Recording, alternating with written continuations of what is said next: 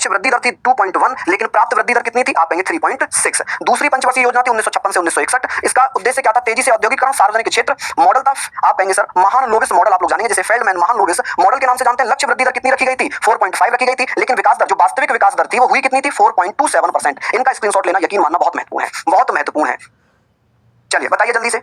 हाँ जी, बहुत बढ़िया। पीसी महालनोबिस कह सकते हैं इनको, हाँ बिल्कुल पीसी महालनोबिस कह सकते हैं। आप कहेंगे सर इन्हीं के सम्मान में भैया सांख्यिकी दिवस के रूप में मनाया जाता है। तो ये सारी चीजें आप लोग यहाँ पर लिख चुके होंगे। चलिए आगे बात करते हैं। तीसरी पंचवर्षीय योजना मोस्ट इंपोर्टेंट है ये, आप कहेंगे सर मोस्ट इंपोर्टेंट है, ठीक है। उद्देश्य क्या है? तो आप कहेंगे सर कृषि का विकास। किसका विकास? कृषि का विकास। हरित क्रांति की शुरुआत आप जानते हैं 1966 में, इसी के समय होती है। लक्ष्य वृद्धि दर कितना था? 5.6, लेकिन वास्तविक विकास कितना हुआ था? वास्तविक विकास दर रही थी 2.4। चौथी पंचवर्षीय योजना ये हो जाएगी। इस बीच क्या हुआ था? 1966 से लेकर 1969 तक का जो समय था, इसे अवकाश योजना के नाम से जाना गया। किसके नाम से? अवकाश योजना के नाम से जाना गया। अवकाश योजना कब से कब तक रहा? यहाँ से यहाँ तक रहा है। चलिए इस योजना को गॉडगिल फॉर्मूला भी कहा जाता है। उद्देश्य था स्थिरता के साथ विकास और आत्मनिर्भरता की ओर प्रगति। लक्ष्य वृद्धि दर रखा गया था 5.6%, लेकिन वास्तविक विकास दर कितनी रही थी? 3.3। ठीक है, 14 बैंकों का राष्ट्रीयकरण भी इसी चौथी पंचवर्षीय योजना के दौरान किया गया था। क्लियर है यहाँ तक? इसका एक स्क्रीनशॉट आप लोग ले लीजिए जल्दी से। चलिए बहुत बढ़िया, शानदार। तो ये सारे फैक्ट आप लोग भैया यहाँ पर पढ़ सकते हैं। ठीक है जी, यहाँ पर सारे फैक्ट आप लोग भैया पढ़ सकते हैं। चलिए बहुत शानदार। चलिए बहुत बढ़िया, आगे बात करते हैं। नेक्स्ट है पांचवी पंचवर्षीय योजना। गरीबी हटाओ का नारा इसी में दिया गया था 1974 से 1978, इसको पहले ही समाप्त कर लिया गया था। मॉडल दुर्गा प्रसाद धर द्वारा पेश किया गया। लक्ष्य वृद्धि दर रखा गया था 4.4%। वास्तविक विकास दर कितनी रही थी? 4.8%। रोलिंग योजना की अगर बात होगी तो आप कहेंगे सर 1978 से 1980।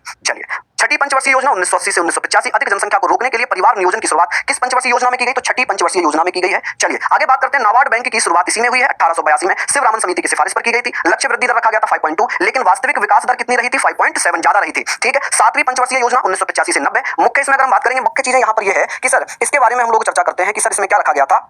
मुख्य ध्यान देने योग्य बात यह है कि सर 2020 तक, यहाँ पर आप कहेंगे सर 2000 तक, माफी चाहूंगा 2000 तक आत्मनिर्भरता प्राप्त करने की बात थी। क्या हुई थी इसमें? आप कहेंगे सर आत्मनिर्भरता प्राप्त करने की बात की गई थी। आगे आगे है भैया, इसकी लक्ष्य वृद्धि दर कितनी थी? 5.0। वास्तविक विकास दर कितना था? 6.01%। ठीक है, फिर वार्षिक योजना आ गई 1990, 1991, 1992। फिर आठवीं पंचवर्षीय योजना आती है 1992 से 97 के बीच। योजना ने उद्योगों के आधुनिकीकरण को बढ़ावा दिया। लक्ष्य वृद्धि दर रखा गया था 5.6, लेकिन विकास दर जो वास्तविक विकास दर थी वो थी 6.8%। ये भैया आप लोग स्क्रीनशॉट ले लेना, पीडीएफ भी आपको मिल जाएगी। नौवीं पंचवर्षीय योजना भारत की आजादी के पश्चात 50 वर्ष पूरे होने के प्रतीक मानी गई है। कि ऐसी कौन सी पंचवर्षीय योजना है जो हमारी आजादी का 50वां वर्ष पूरा होने के रूप में मानी गई है, प्रतीक माना गया? तो वो नौवीं पंचवर्षीय योजना थी।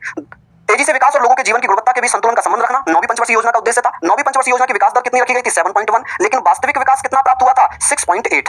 10वीं पंचवर्षीय योजना 2002 से 2007, इसका उद्देश्य था समावेशी विकास और समान विकास को बढ़ावा देना। इसका लक्ष्य वृद्धि दर था 8.1, विकास दर थी 7.6%। ये बहुत इंपॉर्टेंट है, जो लास्ट का क्वेश्चन है, यकीन मानना बहुत महत्वपूर्ण होगा। चलिए नेक्स्ट है 11वीं पंचवर्षीय 2007 से 2012। सी रंगराजन ने 11वीं पंचवर्षीय योजना तैयार की थी। लक्ष्य था तीव्र और अधिक समावेशी विकास। लक्ष्य वृद्धि दर रखा गया था 9%। वास्तविक विकास दर प्राप्त हुई थी 8%। कितनी? 8%। 12वीं पंचवर्षीय योजना आखिरी पंचवर्षीय योजना है ये। लक्ष्य तेज, अधिक समावेशी और सतत विकास इसका भैया 12वीं पंचवर्षीय योजना का उद्देश्य था। विकास दर कितनी थी वो भी हम लोग बात कर लेते हैं। तो ये यहाँ तक हमने पढ़ लिया। ठीक है, मैं आप लोगों को बस यही कहूंगा कि आप लोग अच्छे से पढ़ते रहिए। इस